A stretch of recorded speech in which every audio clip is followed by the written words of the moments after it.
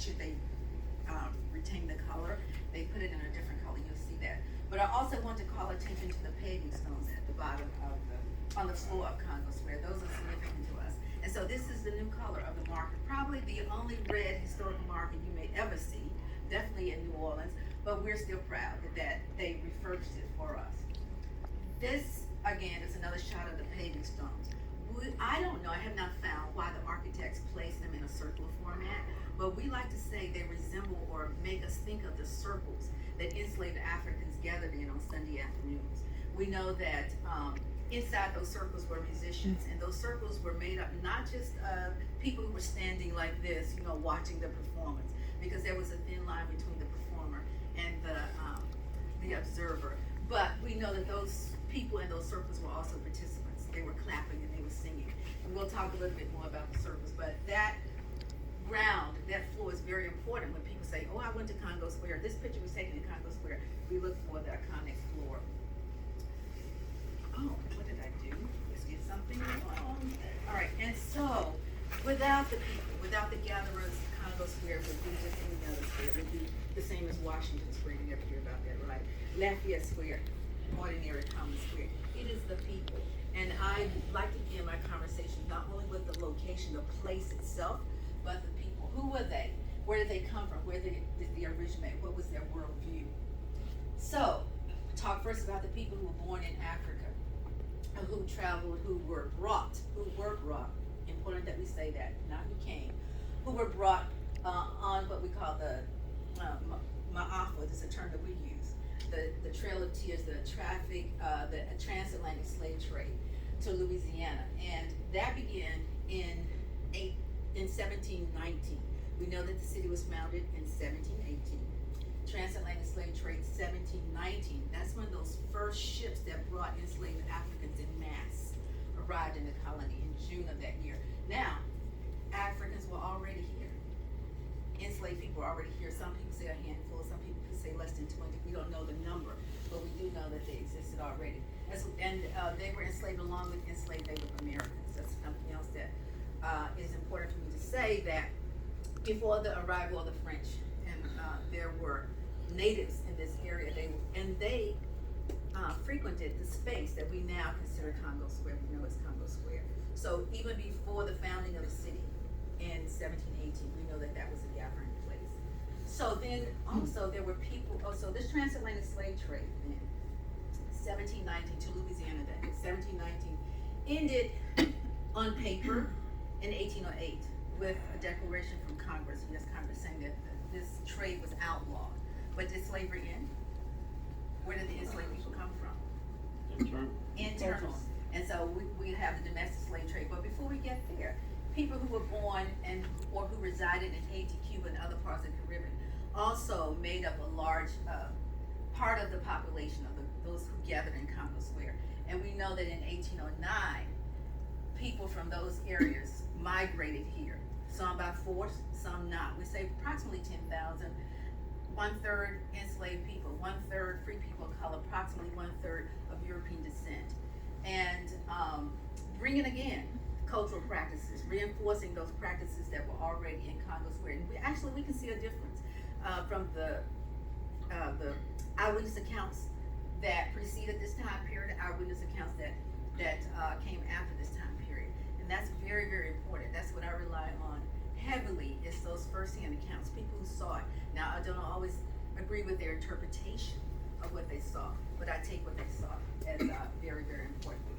And then the domestic slave trade again began in earnest in 1808, but did it exist before? Yes. People were still brought down to the lower South, or we say the upper South, before this time, but after the domestic slave trade in earnest began, then we see again such a change in the cultural practices, such a change in the reporting that we saw. And I want you to remember those dates, because when I show you some of those reports, I'll ask, what time period was this? So you got here, think about it, okay? Think about research. And then people who were born in New Orleans or in Louisiana or other parts of the South. This is the oldest image that we know of, that we have awareness of. and it's from the Historic New Orleans collection. An elderly woman walking in Congo Square in 1891. Look at her attire. Look at her headdress. We call that a gele, which is a headdress. No, we call that a tignon. Tignon here. Yeah, but a gele would be one term that would be used, say, in Ghana and some other parts of West Africa. Okay. So, what did they do in Congo Square? They were able to perpetuate their traditional practices. And some people say, well, they were free. No, they were not free. There was no law that said they had the freedom to do this. Actually, there was no law that gave them the right to gather. Some people say, well, that was their free Sunday. No. And some people base it on the Code Noir, which was a set of laws, the articles within this law, the structure that was called the Code Noir. One of those articles said that Sundays were holy days and that they were to be observed as holy days for everyone in the colony. It was work free for everyone in the colony. So by default, that included the enslaved people. By default, you hear that? So any opportunity that can be given to you by default can be easily taken away. Yes, and it was. And so they did not have the opportunity to gather whenever they wanted to, however they wanted to, not every Sunday. Okay, as some people think, every Sunday they were out there. And by the way, Congo Square was not the only place, it was not the first place. We have records, one particular record as early as 1724, so you can meet that the city was founded in 1718, that's very, very early, right?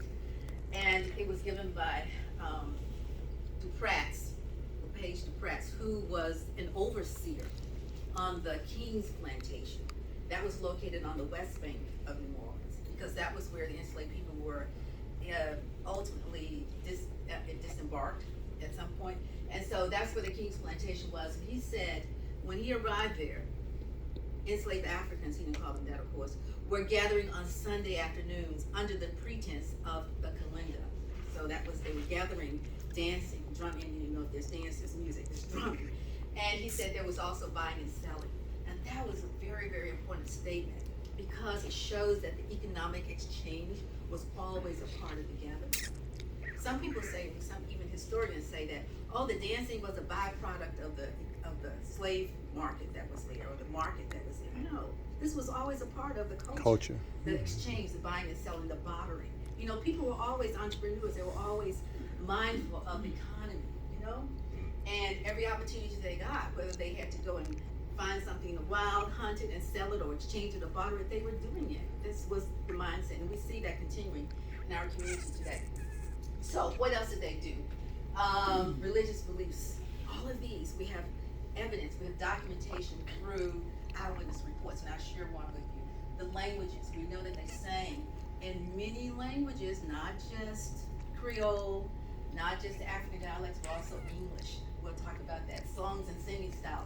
We can see from those eyewitness reports evidence of call and response, evidence of syncopation, you know, leadership, as well as the group singing, the dances.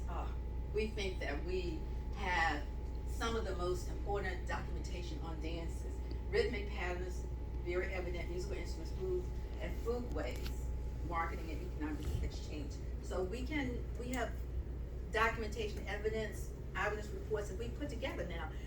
The reports that we see don't say, oh, Freddie, by the way, they were doing this. No. What do we have to do? We have to piece them. We have to look at what the details are. But then we have to know what we're looking for, right?